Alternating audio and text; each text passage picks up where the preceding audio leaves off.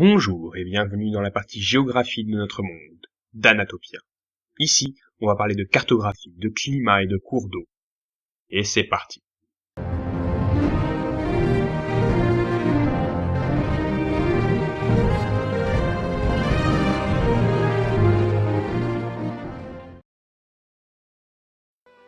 Donc, pour faire de la géo, on a besoin avant tout d'une carte.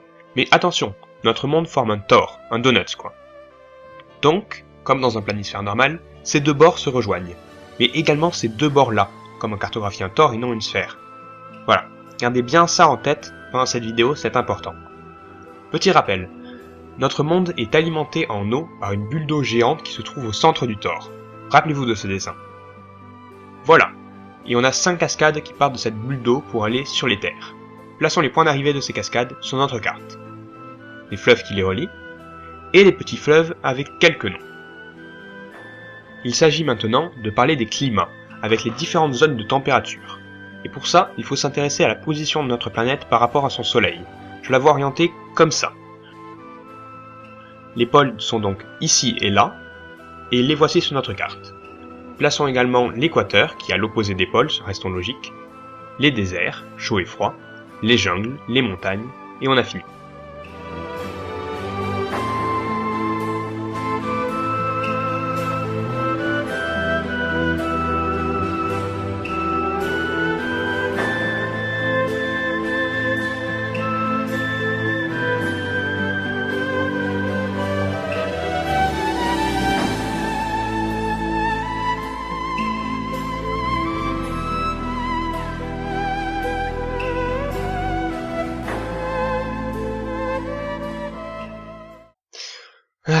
C'est pas si simple de raisonner avec un tore qu'on a l'habitude avec une sphère. Si jamais vous vous apercevez que j'ai fait une erreur, dites-le moi tout de suite. Maintenant, qu'est-ce qu'il manque sur cette carte? Eh bien, je vais vous le dire. Des royaumes. Mais pour ça, il nous faut des habitants. Et donc, sans transition...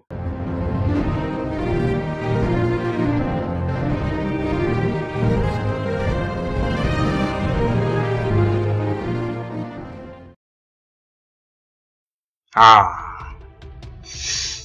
Voici une étape que j'étais impatient d'atteindre. La création des créatures qui parcourent notre monde. Et on va commencer par créer les créatures ayant un état de conscience proche des êtres humains. D'ailleurs, parlons-en des êtres humains. En avoir dans un monde imaginaire est intéressant, car c'est à eux que l'on va s'identifier le plus facilement. Il faut donc que vous réfléchissiez à ça, et si vous ne voulez pas créer d'homme, créez une créature qui se rapproche de l'homme. Dans l'univers du Crossmose, oui. Encore le Crossmose. Mais j'y peux rien si j'adore cet univers. Eh bien, on y trouve des races telles que les Kra, les Yop ou les Sadidas. Et même si ce ne sont pas des hommes, leur apparence très humanoïde nous permet quand même de s'identifier à eux. Donc gardez ça en tête quand vous créez votre race. Alors, combien de races différentes il pourrait y avoir? Je pencherai sur un maximum de 6 à 7 races différentes. Il peut très bien en avoir 3, ou mieux, il peut en avoir 3 au départ, puis de nouvelles dans le futur du monde. Ah, autre chose aussi. Restons dans l'idée de la géographie, puisque c'est dans le titre de la vidéo. Dites-moi où votre race établit son royaume. Donc, amusons-nous. Créons la première race, les Angémons. Créatures ayant une grande affinité avec la magie, et les seuls capables d'apprendre la magie pissenlit, une magie permettant d'invoquer des ailes qui leur permettent de voler. Ils sont plutôt du genre orgueilleux, leur puissance magique et physique le permettent. Et s'autoproclament race supérieure et maître possesseur de Danatopia. Pour ce qui est de l'apparence physique, je les verrai similaires aux hommes avec 2 détails qui les en différencient. Un œil imbibé de sang et une unique corne cernée d'une auréole poussant au même côté que l'œil rouge. Les yeux rouges apparaissent du côté droit s'ils sont droitiers et du côté gauche s'ils sont gauchers. Il est dit que plus la corne est grande, plus l'angémon est puissant. Ah au fait, je vous ai fait un petit dessin pour vous montrer comment je me le représente. Bon, c'est un dessin à mon niveau, mais c'est pas complètement dégueu. Et pour ce qui est de la position géographique, je placerai 2 royaumes angémoniens. Un autour de la mer d'Uz et un autre face au désert d'Izoz. Voilà, à votre tour de créer des races originales et incroyables qui seraient capables de vaincre Zao. N'empêche, on est toujours de plus en plus nombreux pour créer Danatopia, et ça c'est bien.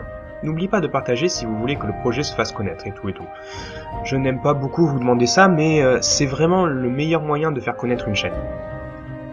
Bonne journée. et continuez de créer.